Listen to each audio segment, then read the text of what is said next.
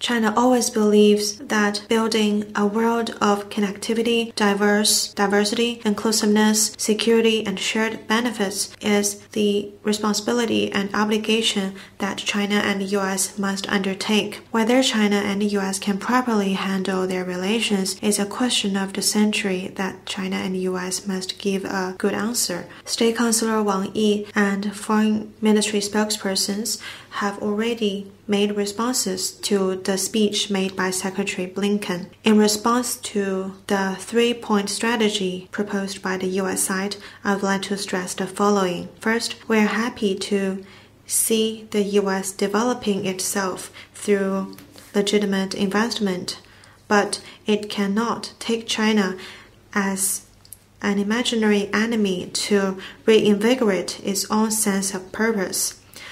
How the U.S. improves its own innovation and competitiveness is its own affair, but it cannot make an issue out of China at every turn, still less suppress and contain China, interfere in China's internal affairs, and undermine China's interests. If such things happen, China will surely stand in firm opposition.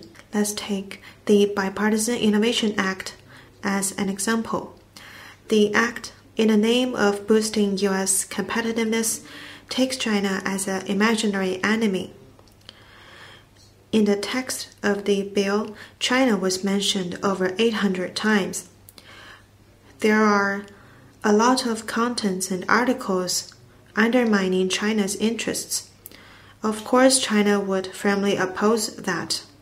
Second, we do not interfere in the normal coordination and cooperation between the U.S. and its allies, but such relationship cannot target or undermine the interests of third parties or violate basic principles of the international relations. The United States is ganging up with others to build anti-China alliances, be it the Indo-Pacific Strategy or Quad or AUKUS. They are all exclusive cliques. They are the product of Cold War mentality and tools for zero-sum game. Such moves, backpedaling in history, will escalate regional tensions and undermine regional solidarity and cooperation.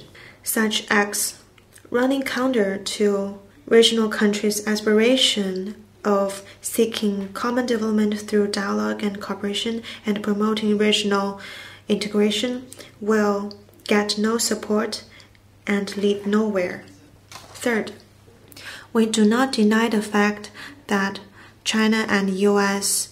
compete in some areas such as economy and trade, but we cannot define China-U.S. relations with competition. We cannot seek a zero-sum, vicious competition, and we cannot seek major power confrontation in the name of competition. When the U.S. talks about competition, it is actually overstretching the concept of national security, imposing illegal unilateral sanctions, exercising law-arms jurisdiction, and seeking decoupling and industrial chain breakage with China. Such moves gravely undermine the legitimate rights and interests of Chinese companies and deprive China of its right to development. This is not responsible competition. It is unscrupulous containment and suppression.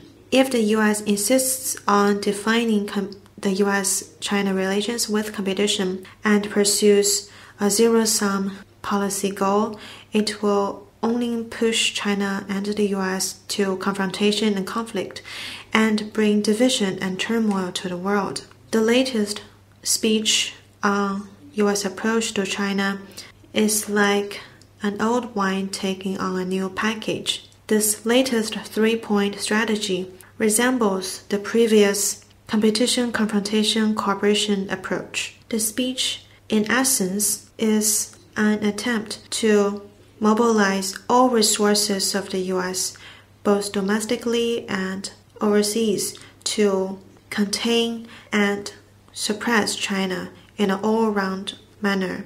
Now, China-U.S. relationship is standing at an important crossroads. The U.S. side should make the right choice and stop playing with words. It must focus on practicing the three principles of mutual respect, peaceful coexistence and win-win cooperation. The U.S. needs to implement the remarks of President Biden relating to China and work with China to find a way that we can live with each other in a new era so that we can bring greater benefits to the two peoples and the world.